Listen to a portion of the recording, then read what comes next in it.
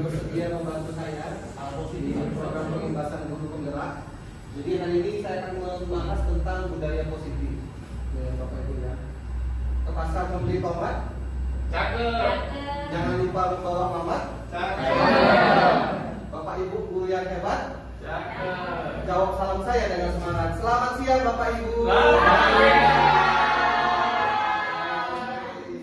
Kelihatan kalau sudah makan Bapak Ibu ya. Bapak tidur, Pak. Bapak Ibu, yang kita coba bahas yang hari ini adalah tentang budaya positif. Bapak Ibu mungkin sudah tahu tentang budaya positif ya. Jadi masing-masing sekolah, Bapak Ibu sebenarnya kita punya budaya nilai sendiri, yaitu yang nanti akan membedakan sekolah kita dengan sekolah yang lain.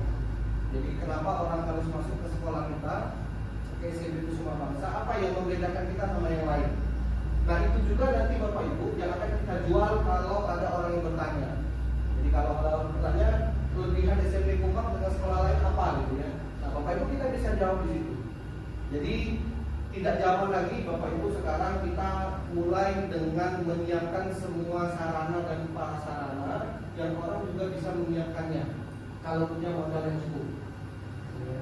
Tapi Bapak Ibu yakinlah kalau karakter yang kita buat, nilai yang kita buat, budaya yang coba kita bagikan kepada anak-anak, itu nanti yang membedakan siswa itu yang memperoleh hasil dari apa yang sudah kita lakukan dengan siswa yang dari sekolah lain. Jadi mungkin orang-orang akan melihat sepintas mestinya kita bisa membuat gambaran yang berbeda. Begitu orang melihat siswa kita melakukan sesuatu, minimal orang sudah bisa menebak, oh ini pasti dari siswa baru. Nah Bapak Ibu mungkin itu nanti akan jadi pemikiran kita bersama. Jadi yang kita lakukan pada hari ini adalah Bapak Ibu mencoba memberikan gambaran tentang budaya positif, apa yang mesti kita kembangkan. Kira-kira kita mau membawa siswa kita ini nanti jadi bentuknya seperti apa gitu. Jadi nanti kita akan sama-sama Bapak Ibu yang sudah berpengalaman juga mendapatkan ilmu sebelumnya dari sekolah yang lain, dan Bapak Ibu juga yang sudah ada di sini bisa melihat perkembangan siswa kita. Dan nanti Bapak Ibu juga bisa berkolaborasi. Kita akan sama-sama membahas kira-kira apa yang mau kita bangun dari siswa kita gitu ya. Nah yang akan kita bahas Bapak Ibu ada 6 disiplin positif dan nilai kebajikan universal, teori motivasi, hukuman dan penghargaan, keyakinan kelas, kebutuhan dasar manusia, 5 posisi kontrol, dan segitiga restitusi. Nah Bapak Ibu sebenarnya dari modul guru penggerak ini yang merupakan intinya adalah di terakhir, yaitu mengenai modul ini. Jadi di dalam program guru penggerak itu dia tidak secara spesifik bahas mengenai kurikulum merdeka. Jadi yang dia bahas kurang lebih Bapak Ibu bagaimana kita menangani siswa. Jadi idealnya seperti ini yang diharapkan oleh pemerintah. Jadi Bapak Ibu nanti akan melihat idealnya yang pemerintah mau dari sekolah itu seperti ini. Tapi kan kata-kata kan tidak seindah pelaksanaan gitu ya. Ya, tapi bukan berarti kita tidak bisa melaksanakannya gitu ya. Kalau dia ngomong sulit pasti sulit gitu ya. Sulit tidak perlu dipraktekkan sulit. Mudah ngomongnya mudah gitu ya. Tapi tidak ada yang tidak bisa kalau kita mau melakukannya. Nah, Bapak Ibu kita akan mulai. Nah, disiplin positif ini, Bapak Ibu, mungkin orang banyak menggabungkannya dengan hukuman. Jadi kalau orang yang tidak disiplin, itu kita harus kasih hukuman. Pada waktu sekolah Kusuma Bangsa beberapa belas tahun yang lalu, kita menerapkan kalau siswa yang terlambat datang walaupun semenit, itu kita tidak kasih masuk. Gitu ya. Nah, nanti di sini Bapak Ibu kita akan melihat kira-kira tindakan disiplin yang kita lakukan itu kira-kira sesuai atau tidak dengan apa yang dia lakukan. Jadi apakah disiplin yang kita lakukan itu sesuai tidak dengan kesalahan dia yang lakukan. Jadi kalau dia tidak bikin PR matematik, apakah saya harus suruh dia mencatat sebanyak 100 kali misalkan gitu ya. Apakah nanti dia tidak mengerjakan PR itu dengan dia melakukan konsekuensi dari saya dia harus mencatat sebanyak 100 kali, kira-kira sesuai tidak dengan apa yang dia harus kerjakan sebelumnya, dengan dia tidak mengerjakan, konsekuensinya seperti itu. Ya, jadi nanti kita akan bahas bersama-sama, Bapak Ibu akan melihat. Nah, konsepnya dari guru penggerak ini, Bapak Ibu, dia lebih banyak soal konsep pendidikan. Jadi dia balik lagi ke Ki Hajar Dewantara. Jadi kalau kita kuliah mungkin kita pernah dengar istilahnya mungkin perkembangan peserta didik, gitu ya. Ada kompetensi guru, pedagogi dan sebagainya. Nah, kurang lebih Bapak Ibu Jadi lebih banyak mengutarakan tentang konsep-konsep dari Ki Hajar Dewantara. Ya, mungkin kita semua atau saya juga tidak pernah sih sebenarnya melihat konsep Ki Hajar Dewantara seperti apa dulu. Tapi kata-katanya Bapak Ibu lumayan. Kalau kita melihat ini, Bapak Ibu, teori dari Ki Hajar Dewantara ini, di mana ada kemerdekaan, disitulah harus ada disiplin yang kuat. Bagaimana kira-kira anak-anak itu bisa bebas, tapi dia bisa disiplin. Itu sama halnya Bapak Ibu, kalau kita sekolah Kusuma Bangsa kan memberikan beasiswa untuk siswa yang berprestasi. Bagaimana? Tapi berprestasinya kita tidak lihat apakah dia mampu atau tidak. Dan yang kita lihat yang adalah berprestasinya. Tapi kalau mau melihat dari sisi sekolah kita, apakah mungkin kita memberikan beasiswa, tapi untuk siswa yang tidak mampu? Sama halnya kalau kita ngomong, apa sih untuk mahal gitu ya? Iyalah SPP-nya mahal gitu ya, wajarnya fasilitasnya bagus gitu ya. Nah, mungkin tidak gitu ya. Sekolah-sekolah fasilitasnya bagus, tapi harganya minimalis. Kan mungkin itu yang membuat kita berbeda.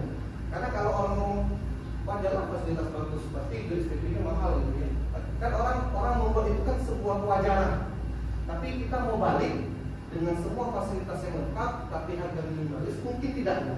Nah, sama halnya Bapak Ibu kalau dia mau bicara tentang bagaimana kita mau menegakkan disiplin, tapi anak-anak harus merdeka, anak-anak harus apa ya, enjoy untuk melakukan, kalaupun dia melakukan kesalahan, dia tahu kesalahannya itu. Nah, bagaimana kita merubah supaya dia sadar akan kesalahannya, dia bisa memperbaiki diri.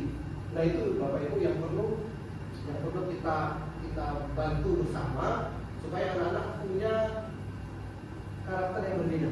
Ya. Nah, kalau sekarang sedang heboh-hebohnya Bapak Ibu tentang nilai kebajikan. Nah, nilai kebajikan ini kalau kita rumuskan dari visi dan misi sekolah, Bapak Ibu, kita akan melihat apa yang mau kita dominankan.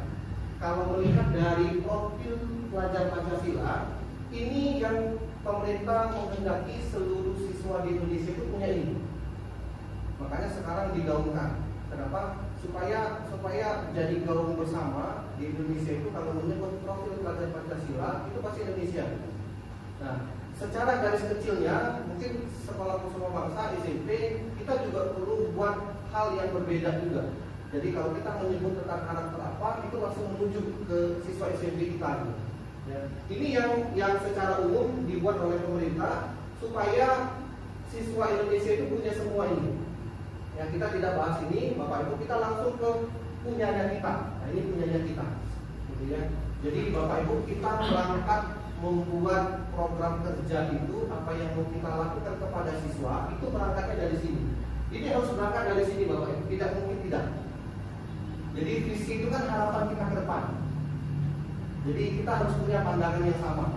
Nah, pandangan yang sama ini Bapak Ibu, kalau melihat dari sini, ternyata SMP Kusuma Bangsa sudah merujuk pada profil pelajar Pancasila gitu kan. Karena sudah tertulis sebelumnya bersumber dari nilai-nilai Pancasila. Kalau kita dulu sekolah itu ada 45 butir ya Pak Evi ya.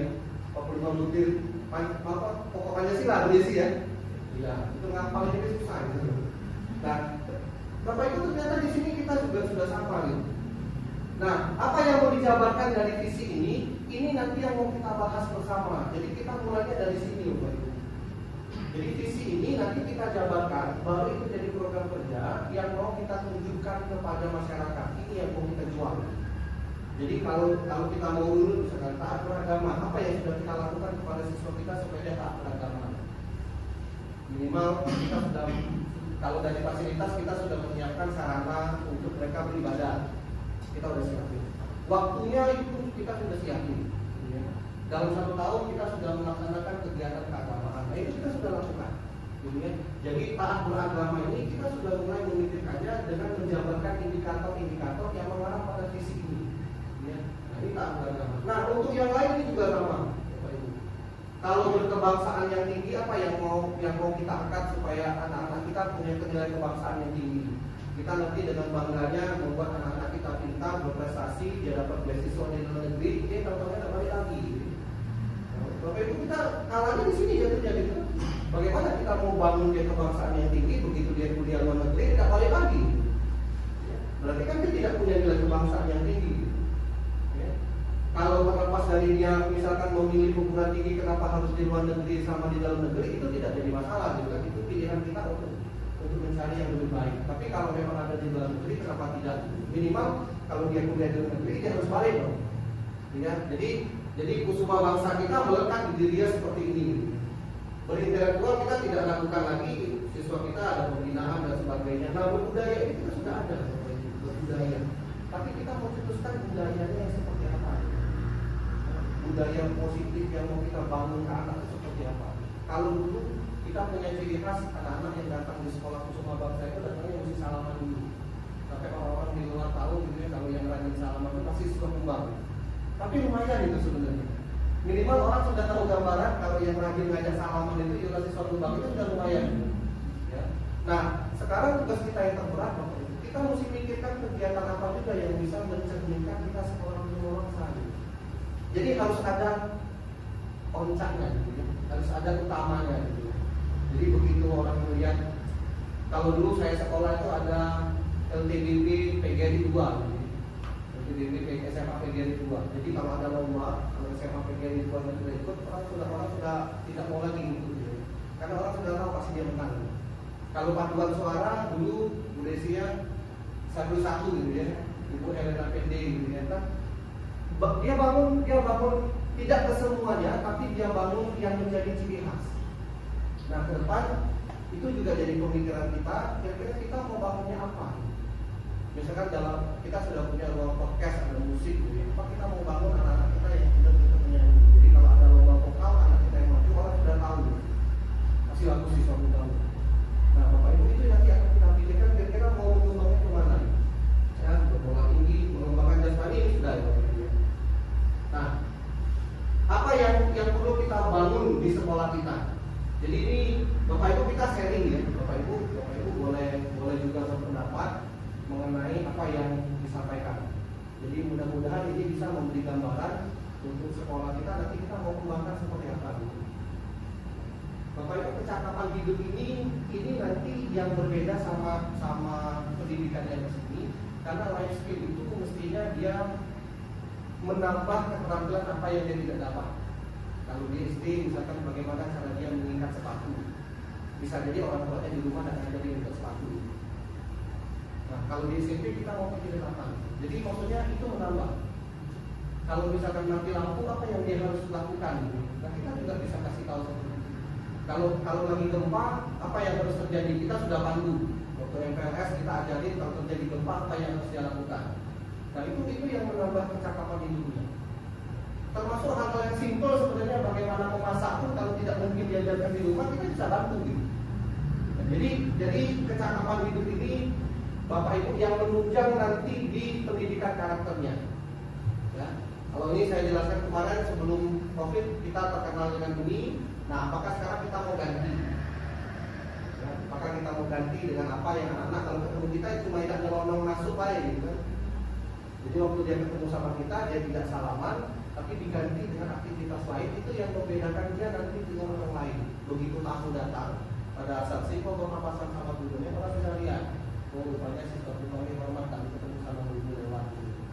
Karena selama ini kan mungkin ada pengalaman yang kita terima, kalau siswa ketemu kita justru dia ya biasa-biasa saja gitu kan. Kalau kita dulu sekolah mungkin takut lari gitu, jangan sampai ketemu gitu. Ya, jadi Bapak Ibu, apa yang mau kita ganti supaya itu jadi ciri khas kita? Ini semacam pemikiran ya Bapak Ibu ya. Bapak Ibu juga boleh berpikir, silakan. Kalau Bapak Ibu ada pendapat, ada komentar juga boleh langsung. Gitu ya, kita akan bahas apa-apa. Membuat karakter tulisan tentang nilai kebajikan sekolah. Nah, kita kan di dalam penilaian kita punya 7 Bapak Ibu. Ya, kita sering mengisi sikap sosial, ya. Jujur, disiplin, tanggung jawab, sopan, percaya diri gitu ya. Nah, Bapak Ibu yang mana yang mau kita tingkatkan di antara itu? Minimal kalau kita menuliskan tentang karakter secara spesifik, kalau kita ngomong integritas kan banyak. Kalau kita ngomong integritas itu kan dia tetap melakukan hal yang baik meskipun tidak diawasi. Kalau kita punya cita-cita mungkin ya siswa tunggal ini kalau ulangan gak usah diawasi gitu ya. Dia bisa ulangnya sendiri gitu ya. Tapi kalau dia sudah tahu sekolah kita ada CCTV mungkin sama lain ya. Tapi kalau di luar sana untuk membedakan yang benar dan siswa kita berintegritas itu mungkin tidak dia ujian, tidak usah kita awasin, dia tapi kerjakannya. Kan itu yang berbeda. Nah, sama halnya Bapak Ibu, apa yang mau kita tuliskan? Kalau di depan pintu utama itu kalau kita punya tempat untuk menempelkan gitu ya, kita tulis karakternya jujur gitu ya. Jadi begitu orang dari luar masuk kan sudah kelihatan. Oh berarti sekolah ini lebih meningkatkan kejujuran. Kalau mau tambah artistik lagi kan kita bisa pakai tulisan-tulisan kan, bisa pakai tulisan Mandarin atau tulisan bahasa Inggris gitu ya, atau pakai gambar. Jadi maksudnya begitu orang luar masuk ke pintu utama SMP itu orang sudah melihat, oh sumbang ini mementingkan ini. Termasuk artistiknya kan juga bisa masuk ke situ. Nah, jadi ini gambaran saja Bapak Ibu tentang pemikiran apa yang mau kita tonjolkan supaya anak-anak itu tahu kita tuh mau bangun dia dengan karakter seperti itu. Ya. Kemudian membuat telimere dengan cara berpakaian. Kita sudah sampaikan sih sebenarnya PR kita sudah kasih tahu. Tapi untuk mengingatkan anak kalau dia ada kesalahan kan kita tinggal tunjukin itu gambarnya gitu ya. Bagaimana cara berpakaian yang rapi gitu. Ada di satu sekolah itu malah sama semua, itu seakan semua gitu. Ya, dari mulai penampilan gitu ya, dari mulai poni rambutnya kan disama gitu. Sampai dengan ikat pinggang, sampai dengan kaos kaki, sepatu, apalagi ini. Itu sampai diseragaminya gitu ya. Kalau ada kuncit itu juga bisa diseragami gitu ya. Jadi cemprinya untuk melihat bahwa kita itu punya rasa yang sama. Ya, jadi bukan kita dominan nanti mentang-mentang saya punya uang nanti kuncitnya mungkin lebih mahal, tidak gitu ya. Tetap sama. Nah, ini salah satu. Nah, kemudian membuat tulisan tentang kata-kata positif. Nah, ini kan kata-kata yang lagi membuming Bapak Ibu tentang hal-hal yang sopan yang anak-anak harus lakukan. Ya, kadang anak-anak kan tidak tahu kalau dia mau minta tolong itu mesti ngomong apa gitu. Termasuk nyapa juga kadang dia tidak nyapa gitu ya. Kalau ngomong atau panggil om, kakak, atau adik gitu ya. Kadang langsung to the point gitu ya. Kadang kalau ketemu orang tua zaman dulu itu yang dia tidak terbiasa seperti itu, kadang didiamin. Kalau dia ngomong sama siapa gitu ya. Nyapa, tidak gitu ya. Nah, jadi maksudnya Bapak Ibu, ini yang harus kita tekankan ke anak-anak gitu ya. Nah, kemudian ada lagi idenya, kalau di sekolah negeri itu pelajaran ke-0 itu kan dia pakai apa ya? Pakai acara keagamaan. Nah, mungkin tidak sekolah kita juga memutar, tapi tidak tentang keagamaan, karena kita bukan basicnya keagamaan, kita sekolah umum. Memutar video tentang motivasi. Jadi untuk membuat gambaran anak-anak itu melihat semua tentang apa yang mau kita inginkan, bisa dengan poster, bisa dengan tulisan supaya anak gambar maunya seperti apa. Tapi bisa juga kalau kita putarkan video yang berbeda setiap harinya. Kan kalau di YouTube itu banyak yang video banyak itu kan kita bisa pakai supaya anak-anak tahu oh ini yang mau kita cari. Kita menggunakan itu Pak. Sudah ya? Skill sama Pak Direktur sudah beberapa kali ada di kami. Setiap hari itu ya. Itu kalau videonya banyak bisa tiap hari tulis. Ya, tapi dengan topiknya yang berbeda.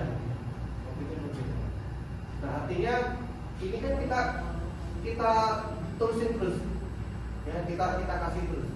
Karena sekarang kan kalau yang dikomplain orang itu kalau dia belajar, kalau dia kuliah, kalau dia nanti bekerja, orang kan jangan komplain kalau kita itu tidak bisa bekerja karena kita bodoh.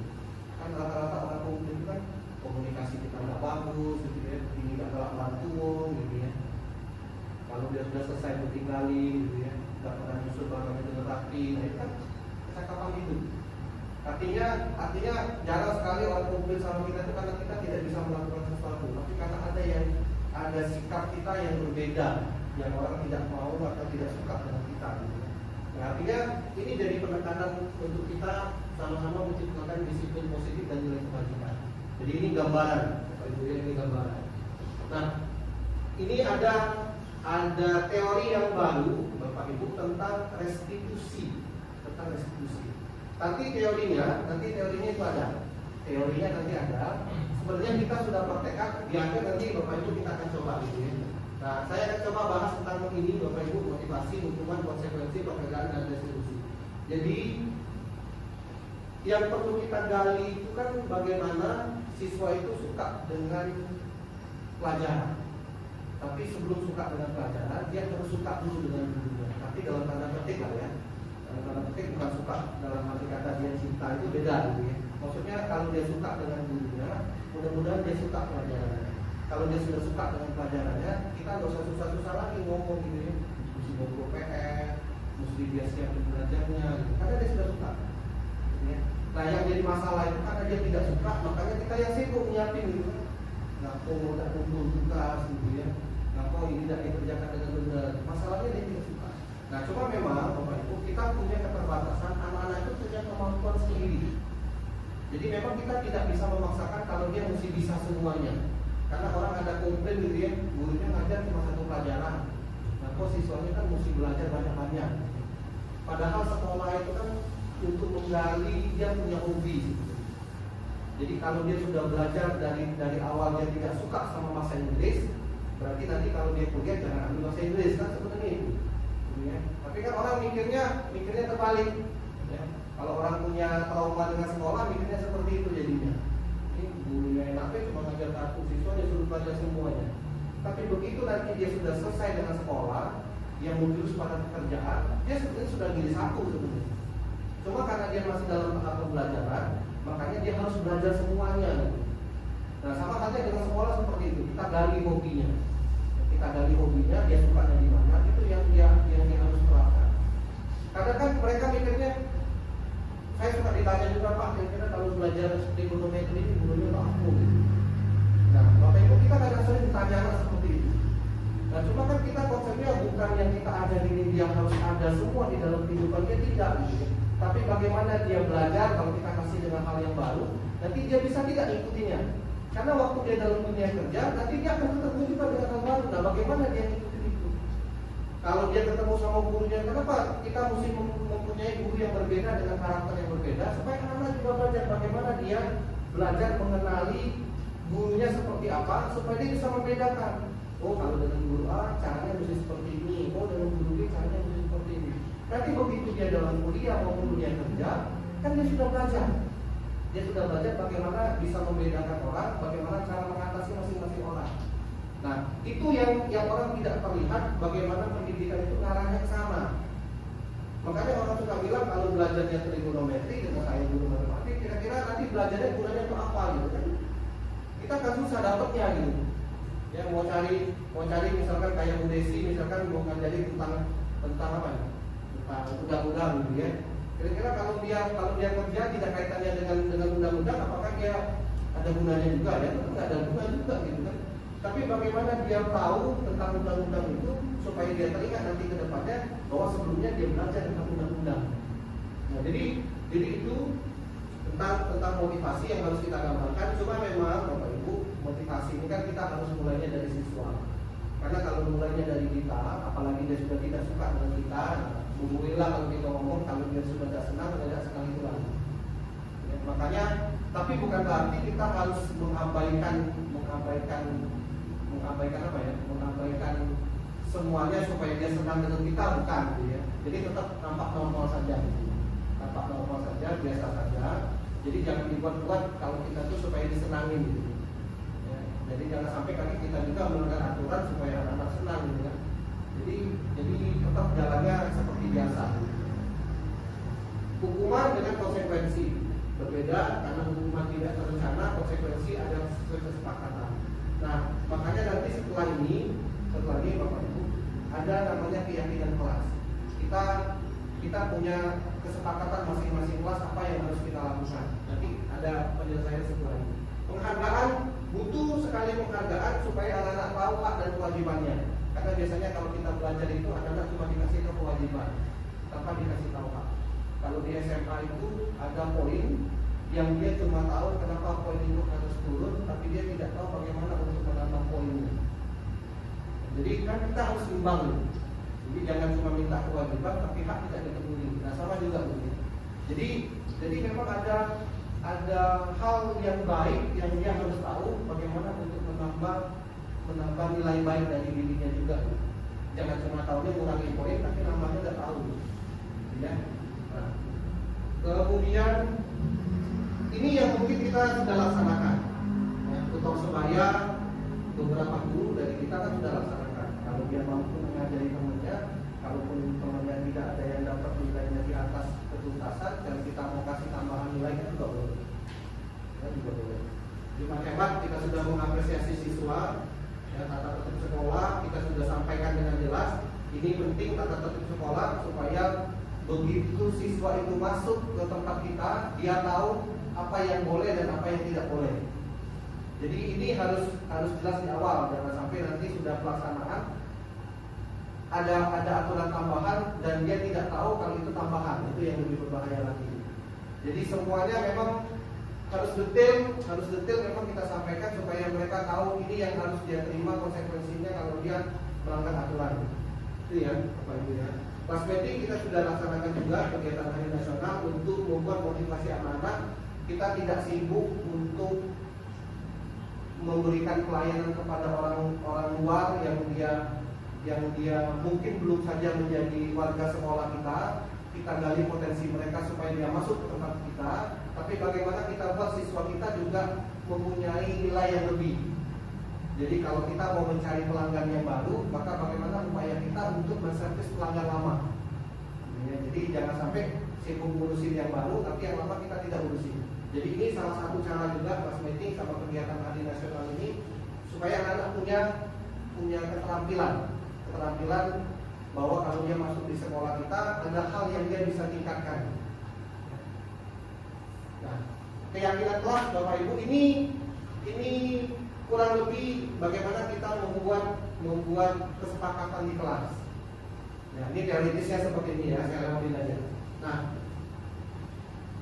Bapak Ibu, dulu saya pernah buat ini waktu wali kelas 7 dulu ya, tahunnya sudah jatuh gitu ya. Saya pernah buat ini. Beberapa teman rasanya juga ada buat sesuai dengan kesepakatan masing-masing.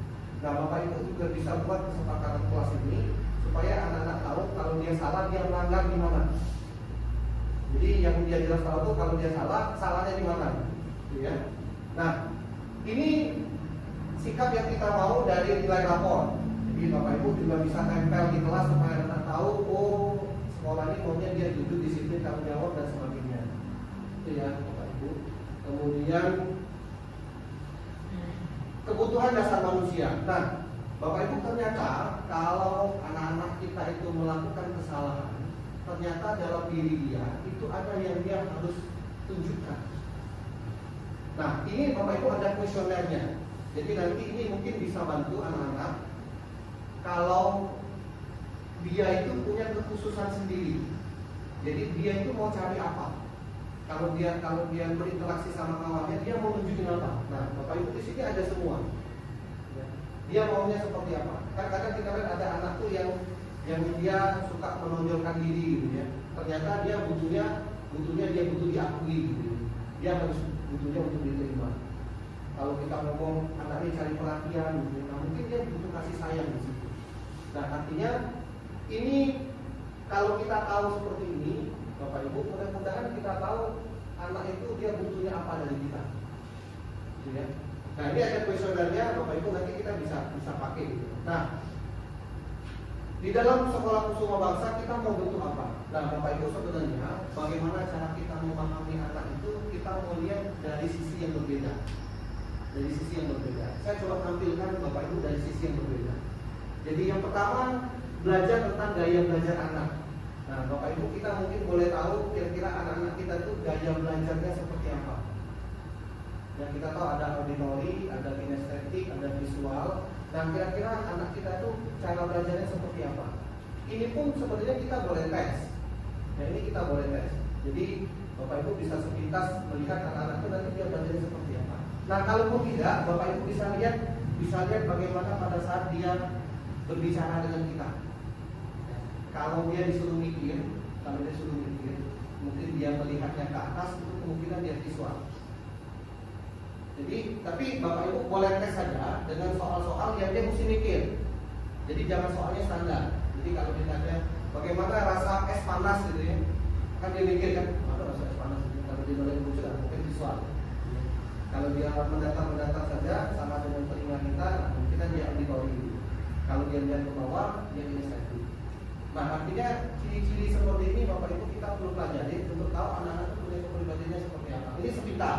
Kalau mau secara detailnya ya mau tidak mau kita pakai alat tes untuk lihat dia belajarnya seperti apa. Jadi itu salah satu cara. Bapak Ibu itu salah satu cara. Ya. Kemudian dari sisi jenis kelamin.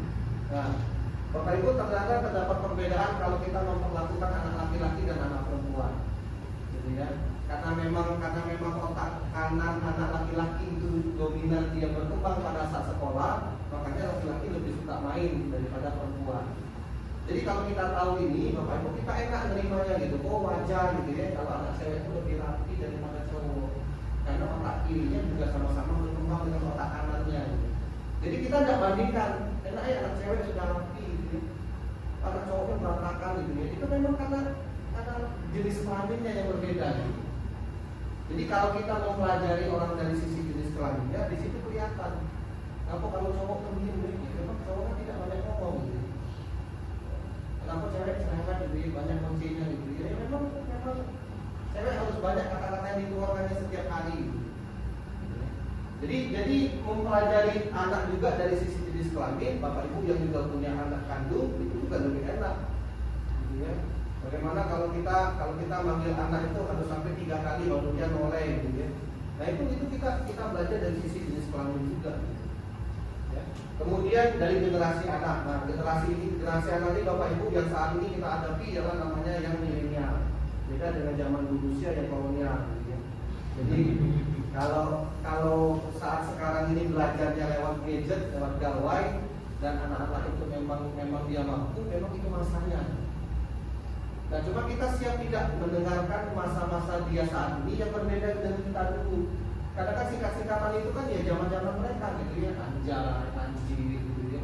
Nah itu kira-kira kita siap tidak menerimanya bahasa-bahasa gaul yang dia lontarkan, memang masanya seperti itu. Masa kita nggak kenal istilah anjay, anjir itu nggak tahu gitu. Kalau Pak Epi tahu, AS itu Pak Epi ya. Nah jadi kan bedanya memang di situ. Jadi kalau kita ketemu anak yang dia memang hebat secara teknologi, memang masanya gitu ya. Nah kita Bapak Ibu, terutama kita pada saat kemarin yang mengalami pandemi itu memang terasa gitu ya. Kalau saya guru matematik itu merasa tidak ada guna kalau ada soal gitu. Karena lewat aplikasi itu dia sudah dapat semua gitu. Jadi percuma gitu ya. Jadi dia mesti nutup iPad-nya supaya dia baru belajar dengan kita gitu. Kalau melihat kemarin dia 2 tahun itu ya tadi, boleh lah guru matematika dia guru lagi dengan iPad dan sebagainya. Karena soal mereka dapat semua di situ. Nah, kira-kira kita siap tidak di situ. Makanya kita bandingannya bukan bagaimana dia bisa melaksanakan teknologi itu, apa yang teknologi tidak ajarkan itu yang kita masuk di sana. Kalau teknologi tidak mengajarkan tentang karakter yang baik, ya kita ngajarin tentang karakter yang baik. Jadi anak-anak mendapatkan hal yang berbeda dari internet dengan dari kita secara langsung. Kalau dia mendapatkan yang sama dengan internet, berarti dia memang tidak butuh kita lagi gitu. Tapi bagaimana dia ngomong, bagaimana dia bersentuhan secara fisik dengan kita gitu ya. Nah itu yang kita ajarin. Itu nanti yang membedakan dia dengan belajar secara teknologi gitu. Nah Bapak Ibu watak anak ini Bapak Ibu berkaitan dengan kepribadian. Ya kalau orang-orang Eropa itu kan dia ngomong kayak melankolis, sanguinis gitu ya, pragmatis. Nah Bapak Ibu kita tahu tidak anak-anak kita itu punya kepribadian juga seperti itu. Kalau memang ketemu anak-anak yang berantakan, bisa jadi kan dia bukan orangnya yang melankolis seperti itu. Kalau kita ketemu anak-anak yang dia memang suka menonjolkan diri, nyanyi gitu ya, tidak malu-malu yang lain kalau disuruh nyanyi malu minta ampun gitu ya, memang dia tipe kepribadiannya pragmatis seperti itu gitu ya. Jadi dia punya keunggulan sendiri lewat karakternya sendiri gitu.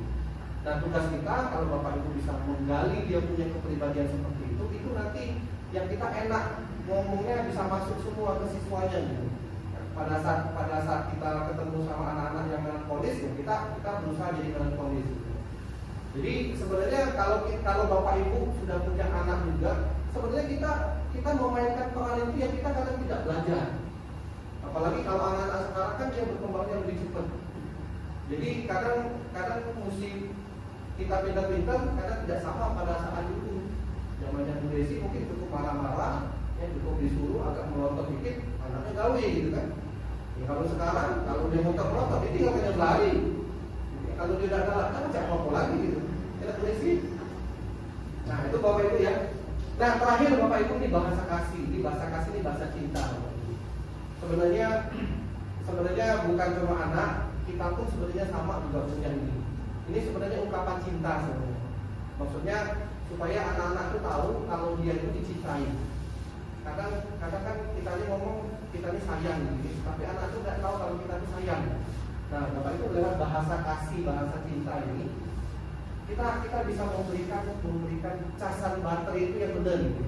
Kalau kita ya ibaratkan memberikan bahasa kasih itu dengan baterai, maka kalau baterai itu sudah penuh, maka dia tidak akan cari dengan yang lain.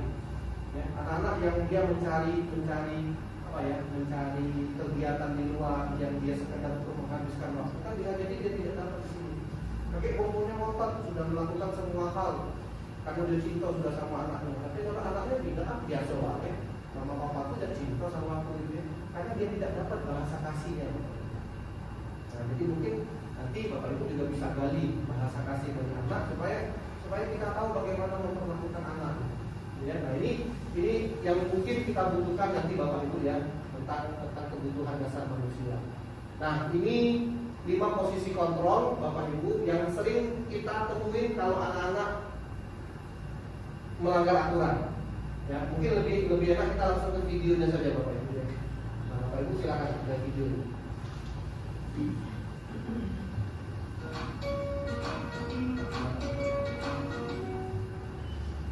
Salam bahagia Ibu dan Bapak Guru hebat. Dalam penerapan disiplin positif restitusi, salah satu program yang dikembangkan adalah 5 posisi kontrol. 5 posisi kontrol dalam restitusi adalah proses perjalanan seorang pendidik agar dapat mengenali dirinya. Pada video kali ini, kita akan membahas tentang 5 posisi kontrol yang dikembangkan oleh Diane Rosen dan contoh penerapannya.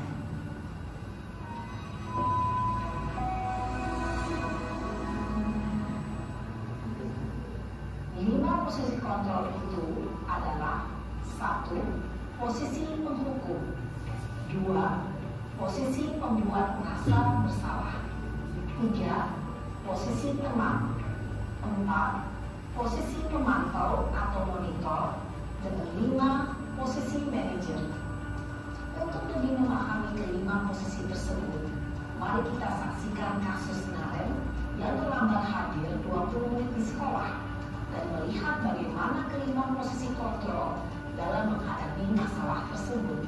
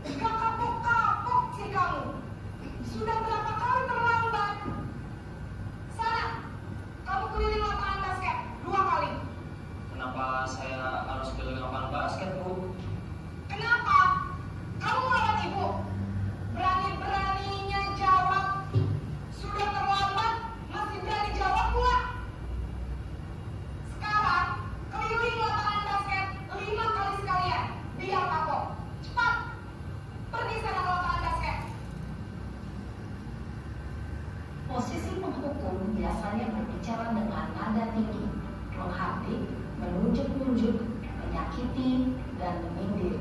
Hukuman bisa berupa fisik maupun psikis. Ibu dan Bapak Guru hebat, dampak yang terjadi pada murid ketika guru berada pada posisi penghukum adalah murid cenderung akan memberontak, bahkan menyimpan dendam.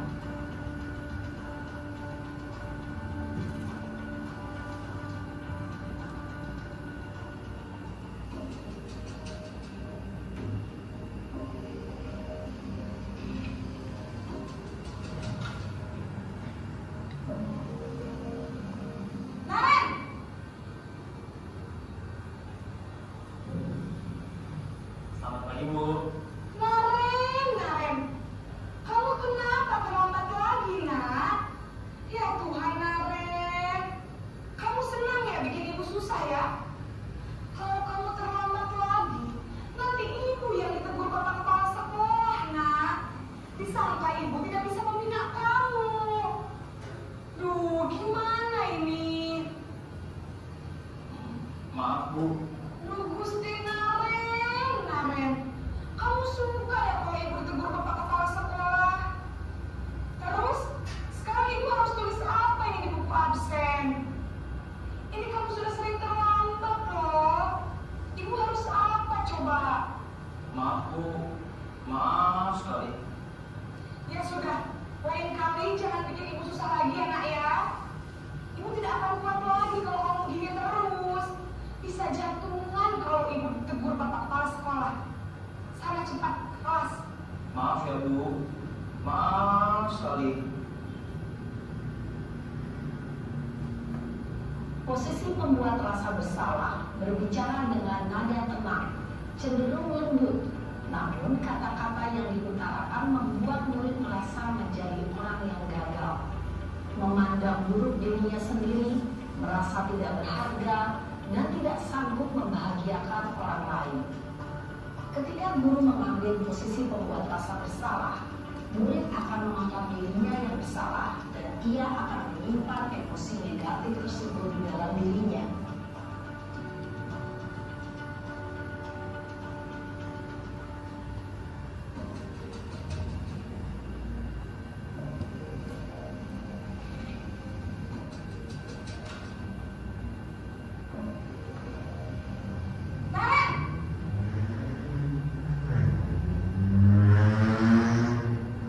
Kataku, Wah, sudah jam berapa ini, nak?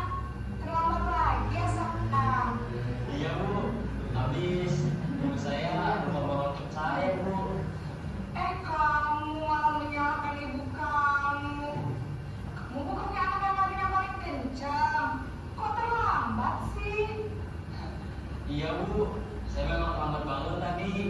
Jadi biarpun saya lari kencang, tetap gak kejar Bu. Ya sudah sana. Nanti lain kali larinya lebih kencang lagi ya. Biar gak terlambat lagi. Senang ibu. Demi ibu. Bisa kan? Bisa lah Bu.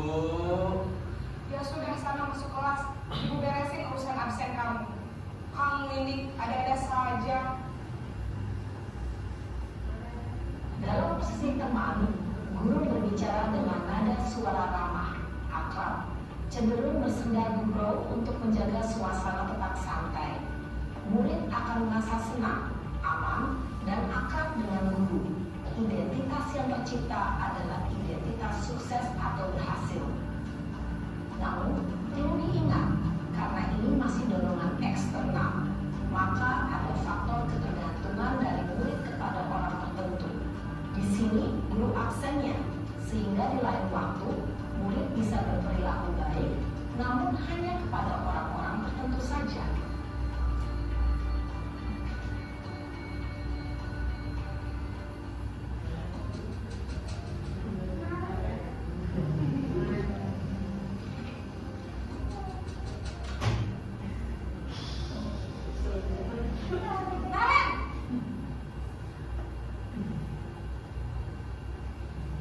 Selamat pagi Bu. Naren, apa peraturan sekolah kita tentang jam berapa kita harus masuk sekolah, nak? Kita harus di sekolah jam 7 Bu. Iya betul, sekarang sudah jam 7.20. Naren sudah tahu konsekuensinya jika terlambat hadir. Paham Bu, saya harus tinggal kelas pas jam istirahat selama 20 menit. Iya benar, konsekuensinya demikian. Jadi nanti jam 9.30 pas istirahat, kamu harus tinggal di kelas, kerjakan tugas tambahan untuk ketertinggalan kamu, ya? Baik Bu. Posisi pemantau mengandalkan penghitungan atau data untuk mengontrol murid. Guru mengarahkan murid berdasarkan peraturan dan konsekuensi. Seorang pemantau menunjukkan bahasa tubuh dan ekspresi wajah yang datar dan cenderung formal.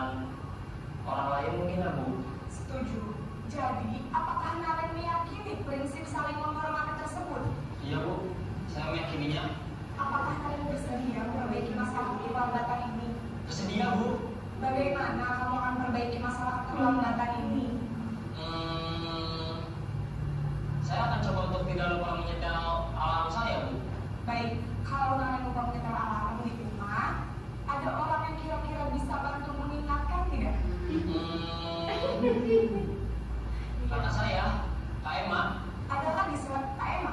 selain Kak Emma, ada ibu saya. Baik, jadi yang mengingat Naren adalah Kak Emma dan Ibu Kalia.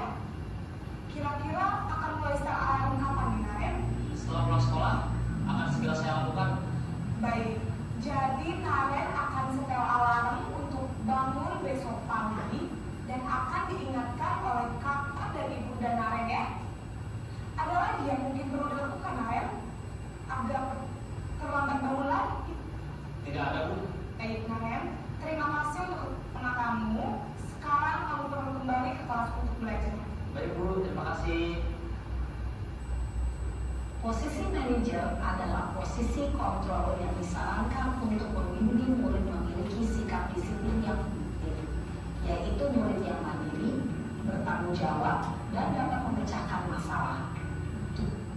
Sisi ini adalah agar murid dapat berefleksi tindakannya.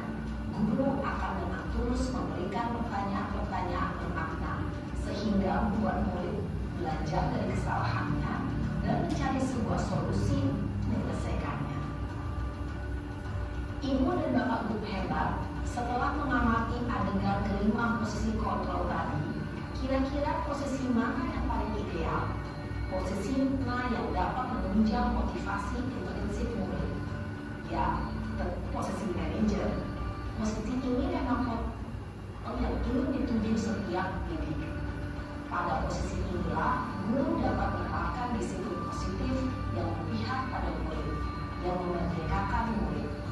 Perjalanan seorang pendidik tentunya tidak mudah untuk sampai pada posisi seorang manajer. Namun, tujuan kita pasti, yaitu menciptakan murid-murid yang mandiri, merdeka, dan bertanggung jawab. Semoga penggambaran 5 posisi kontrol yang telah diperlihatkan ini dapat menjadi ajang refleksi bagi kita semua, agar dapat terus mengasah dan menerapkan disiplin positif yang memerdekakan murid. Mari terus berlatih dan bersemangat. Selamat menerapkan. Salam dan bahagia, Ibu dan Bapak Guru hebat. Nah, kira-kira boleh bertangan dulu. Kita minta pendapat makasih kita. Gimana kalau ada terlambat model tadi gitu ya? Silakan Pak Bertus, kalau ada mau komentar silakan. Baik, kalau menurut saya dari kelima posisi kontrol tadi, memang posisi manajer yang paling ideal sesuai dengan yang disampaikan. Tapi memang ya itu tadi, kadang-kadang kita juga secara manusiawi mungkin kita sendiri ada ketika hati kita lagi nggak bagus atau ketika kita lagi capek atau apa, itu tidak mudah memang untuk menerapkan itu. Tapi kalau kita lihat karena yang melakukan orangnya itu saja. Nah, ini ya kita juga harus kontrol diri kita juga. Itu menurut saya. Oke, terima kasih Pak Bertus. Bu Desi gimana? Yang sebagai teman tadi Bu Desi? Ini salah. Salah itu ya? Tidak cocok Bu Desi. Coba Bu Desi komentar dulu Bu Desi. Ya menurut saya memang benar yang dikatakan Pak Bertus. Idealnya ideal manajer. Tapi ya mood dari kita juga sebagai pendidik. Kalau kita lagi juga terus kemudian melihat siswanya itu juga, bahkan mungkin bisa melenceng dari yang kita idealkan. Itu aja Pak. Oke, terima kasih Bu Desi. Jadi Bapak Ibu ini jenis-jenisnya yang kita bisa lakukan bagaimana kita menangani siswa gitu ya.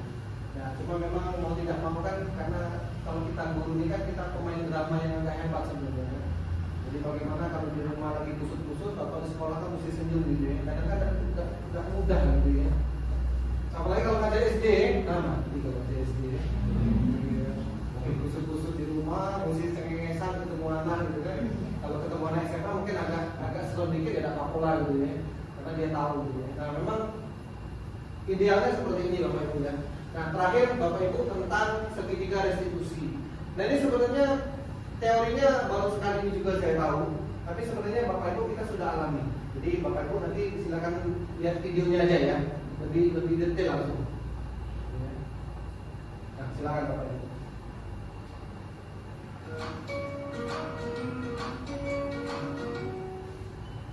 Salam dan bahagia Ibu dan Bapak Guru hebat.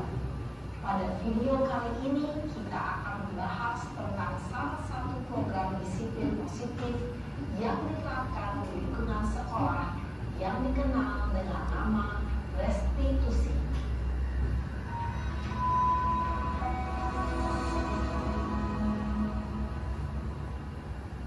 Restitusi dikembangkan oleh pakar pendidikan Diane Gosson, berlandaskan pada teori kontrol Dr. William Blaser. Segitiga restitusi adalah suatu proses dialog yang ditekankan oleh guru atau orang tua agar dapat menghasilkan murid yang mandiri dan bertanggung jawab. Pada saat guru di posisi manajer, aspek yang dikembangkan pada murid adalah motivasi intrinsik, sehingga penanaman nilai-nilai kebajikan dapat tumbuh dan berkembang menjadi suatu kebiasaan positif yang akhirnya membentuk karakter. Proses dialog ini terdiri dari 3 langkah yang digambarkan pada ketiga sisi pada segitiga restitusi. Sisi pertama adalah menstabilkan identitas. Sisi yang kedua adalah validasi tindakan yang salah. Dan sisi yang ketiga adalah menanyakan keyakinan. Ibu dan Bapak Guru, berikut ini akan ditunjukkan bagaimana seorang guru berada dalam posisi manajer menggunakan penerapan segitiga restitusi.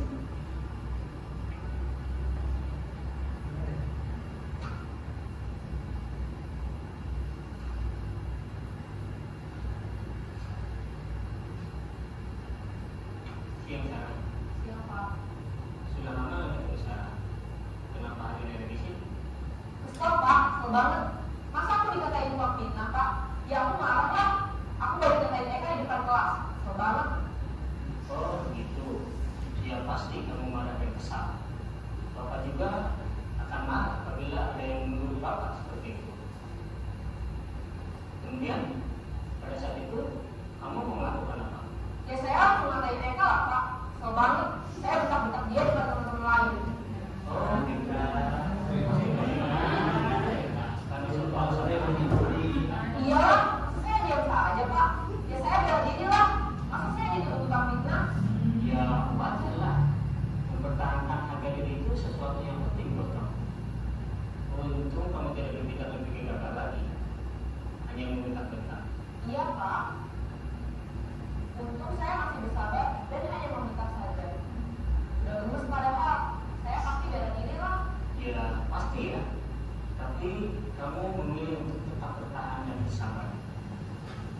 Kamu memilih untuk tidak berbuat lebih parah lagi, bukan? Iya. Nah, sekarang coba kita lihat tadi tindakan kamu yang membentak Eka di kelas. Tindakan kamu itu kira-kira sesuai dengan keyakinan kelas atau prinsip kamu tidak? Enggak lah Pak. Capek Pak jadi pemarah. Jadi keyakinan atau prinsip mana yang kurang sesuai dengan keinginan kamu? Ya, saya sebenarnya sangat menghargai orang lain. Mungkin saat itu saya menjadi emosi, jadi tidak menunjukkan sikap itu. Kamu meyakini tidak? Menghargai orang lain itu penting buat kamu. Yakinlah Pak. Iya, setuju. Kita harus saling menghargai. Namun, ada juga keyakinan yang kita sepakati yang perlu kita jalankan apabila kita sedang marah, kan? Ya saya proaktif. Saya bisa jadi lebih sabar, mengambil waktu juga untuk berpikir mau apa selanjutnya. Kira-kira kamu bersedia memperbaiki masalah ini tidak? Sedia Pak. Kalau kamu memperbaiki masalah ini, kamu akan menjadi orang seperti apa? Saya akan menjadi orang yang bertanggung jawab kali ya Pak. Dan senantiasa proaktif. Iya, menurut kamu bagaimana rasanya menjadi orang seperti itu? Ya nyaman lah, bangga bisa bersabar dan tahan diri. Baiklah kalau begitu. Yuk kita pikirkan bagaimana memperbaiki masalah ini.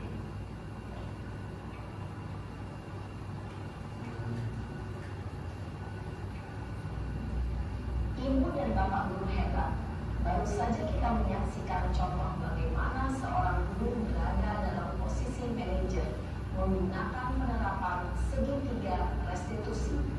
Mari kita bahas satu persatu. Pada sisi pertama, menstabilkan identitas berdasarkan pada prinsip bahwa membuat kesalahan adalah bagian dari proses pembelajaran. Sisi pertama dari segitiga ini berperan menggeser identitas murid dari identitas gagal ke identitas sukses. Murid yang sedang bertingkah laku yang tidak pantas atau menarik diri saat itu sedang mengalami identitas gagal. Bila kita mengkritiknya, maka posisinya tidak akan berubah. Kita bisa mengajukan pernyataan-pernyataan ini. 1. Membuat kesalahan sesuatu yang wajar. 2. Manusia tidak ada yang sempurna. 3. Kita bisa memperbaiki masalah ini. 4. Saya tidak menanyakan kesalahannya. Saya lebih fokus bagaimana memperbaiki masalah ini. 5. Apakah saat ini kamu tengah menjadi orang yang baik untuk dirimu sendiri? Pada sisi kedua, validasi tindakan yang salah berlandaskan pada prinsip bahwa setiap perilaku berupaya memenuhi suatu kebutuhan tertentu. Guru yang telah memahami teori kontrol akan bergeser dari pemikiran stimulus respon menjadi proaktif dan mencoba untuk mengenali tujuan dari perilaku murid, mengenali dan mengakui kebutuhan murid ini dapat memperbaiki hubungan dengan murid tersebut. Pernyataan atau pertanyaan bisa disampaikan dengan nada suara tidak menghakimi atau memojokkan, sehingga dapat mengembalikan murid pada posisi positif. 1. Kamu bisa saja bertindak lebih gegabah lagi dari ini. 2. Kamu bukan melakukannya tanpa suatu alasan tertentu. 3. Kamu melakukannya karena mempertahankan sesuatu yang penting bagimu. 4. Mungkin kamu bisa mempelajari suatu perilaku baru yang lebih efektif. Bersediakah kamu mempelajarinya? Selanjutnya, kita akan simak sisi terakhir, yaitu menanyakan keyakinan. Teori kontrol menyatakan bahwa pada dasarnya kita termotivasi secara intrinsik. Pada saat perilaku yang salah telah divalidasi dan identitas sukses telah stabil, maka murid telah siap menaikkan keyakinan-keyakinannya dengan tindakannya yang salah dan pemikirannya telah bergeser ingin menjadi orang yang dituju. Pertanyaan-pertanyaan ini dapat menaikkan keyakinan-keyakinan yang diambil murid. 1. Sebagai keluarga atau kelas, apa yang kita yakini? 2. Nilai-nilai apa yang telah kita sepakati? 3. Seperti apa gambaran sebuah kelas yang ideal bagi kami? 4. Kamu ingin menjadi orang seperti apa?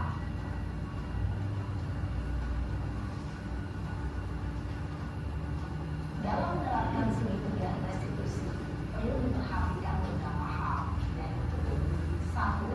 Perilaku yang salah perlu dikaitkan dengan nilai-nilai atau keyakinan-keyakinan yang telah disepakati atau dituju. 2. Kesediaan orang yang melakukan kesalahan untuk memperbaiki masalah. 3. Pemecahan masalah sebisa mungkin relevan atau memiliki hubungan dengan masalah yang ada. 4. Usaha. Perlu adanya suatu usaha perbaikan dari pihak yang berbuat kesalahan. 5. Waktu. Perlu didedikasikan waktu dari pihak yang berbuat kesalahan. Tanyakan kapan akan mulai melakukan usaha untuk memperbaiki masalah.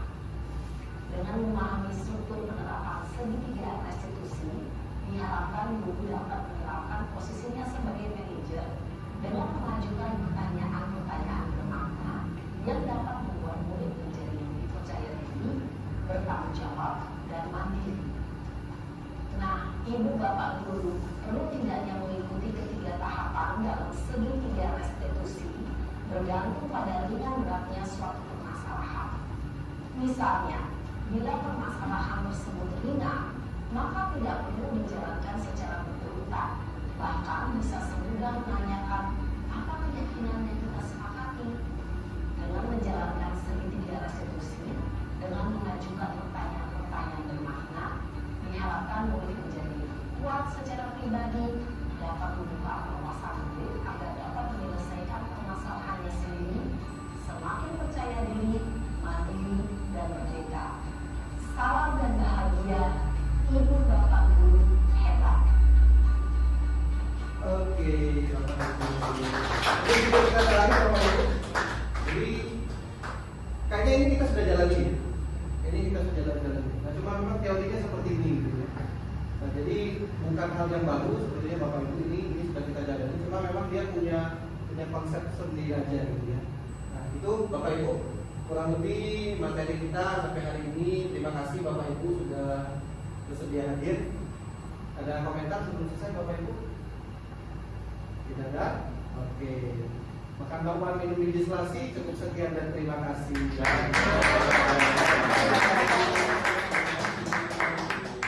Setelah ini Bapak Ibu sekalian, saya akan memutarkan beberapa video yang berkaitan tentang penerapan dari program pendidikan guru penggerak ini di dalam pembelajaran di kelas.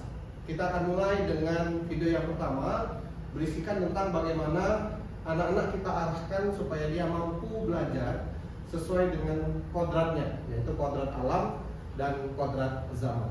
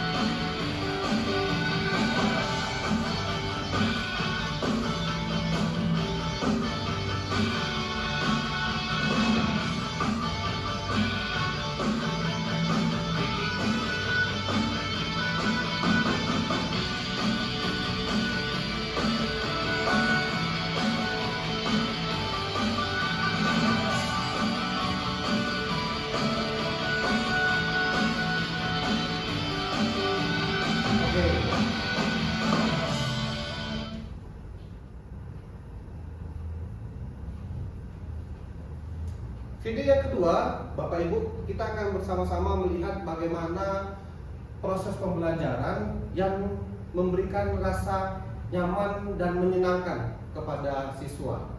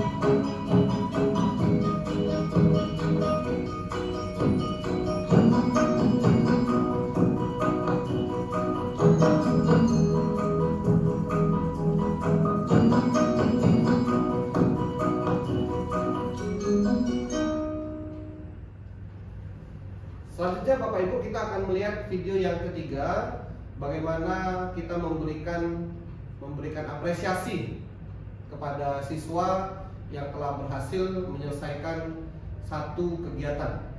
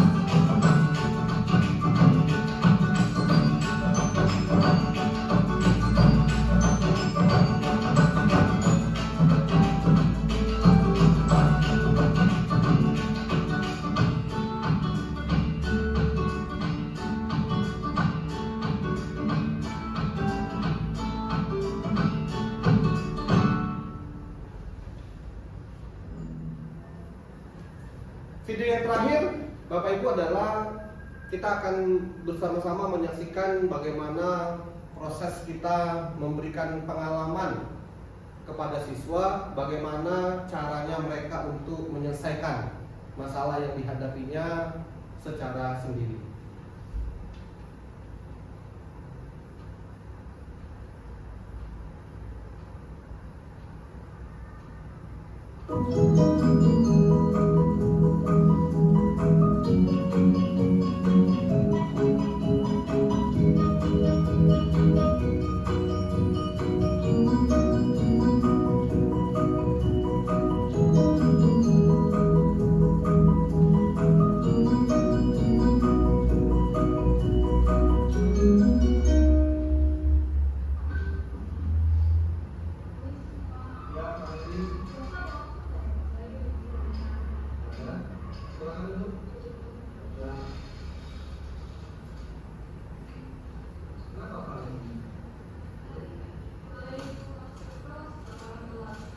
Kenapa telatnya?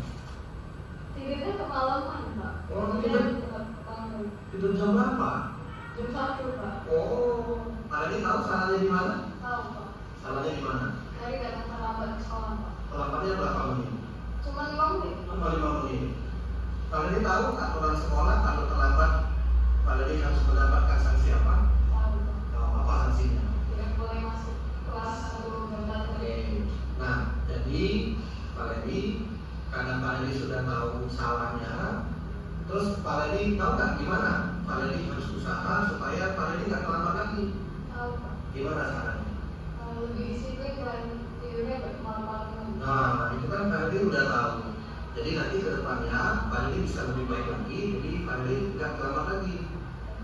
Bisa ya? Oke. Terus ada lagi nggak yang mau disampaikan sama Pak? Ada lagi ya? Oke.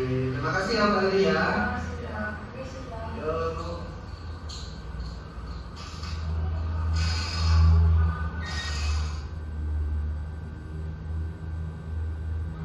Apa yang dilakukan Pak Andri sudah bagus. Dengan begitu, siswa-siswi diberi kesempatan untuk menjelaskan alasan mereka melakukan kesalahan tersebut. Daripada langsungnya marah dan guru-gurunya tidak tahu alasan mereka masing-masing. Kita pun diberi kesempatan untuk memikirkan solusi masing-masing, tidak langsung dapat hukuman dan tidak tahu apa yang harus diperbaiki selanjutnya.